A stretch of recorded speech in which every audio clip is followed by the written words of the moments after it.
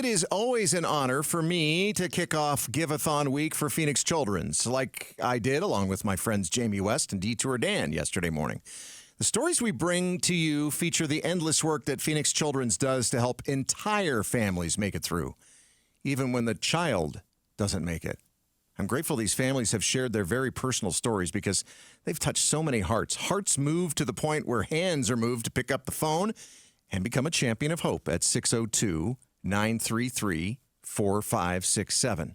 Most of these stories involve healing the body. But I'd like to point out that Phoenix Children's also offers services that help heal the mind. And for the first time in the 15 years we've been doing Give-A-Thon, one of our stories of hope involves those specialized health services contained in the story of 12-year-old Oliver, who was in the midst of a mental health crisis that his parents worried could end with him harming himself. They took him to a Valley emergency room that shall remain nameless, but upon realizing that hospital wouldn't be able to help, they quickly decided to take Oliver to Phoenix Children's. And Oliver is doing much better thanks to the care he received. He's gained a lot of coping skills, and things really do look sunny for him. I was familiar with the mental health services that Phoenix Children's offers before I heard Oliver's story. That's because last year, a friend of mine found himself in the position of wondering what to do with his prepubescent son who was acting out in violent ways. A boy who is capable, due to his mental health issues, of inflicting man-sized damage, but who was still a scared boy in need of health care, specialized health care that his family prayed would leave the family less scared.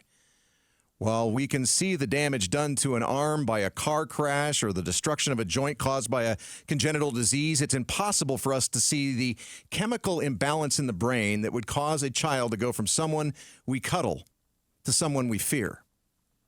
My friend made the decision to take his son to Phoenix Children's Child Psychiatry Inpatient Unit after an especially bad day. The peace of mind that Phoenix Children's afforded that family was immeasurable. And just like everything else they do at Phoenix Children's, their little boy's treatment came with the services for the family. Even more so for families like his. But as you can imagine, it's not the kind of story that parents want to tell in public because unlike a kid recovering from cancer, those recovering from psychiatric issues risk being labeled for life. But that medical help is just as needed to save the life of some children and to keep families together and intact. The really amazing part of this family story is that the dad called me a couple of weeks ago to tell me he wouldn't be able to go on a planned getaway weekend with me and some of our other friends because he was extending his vacation because his son was having such a great time and getting along with everybody in the family so well.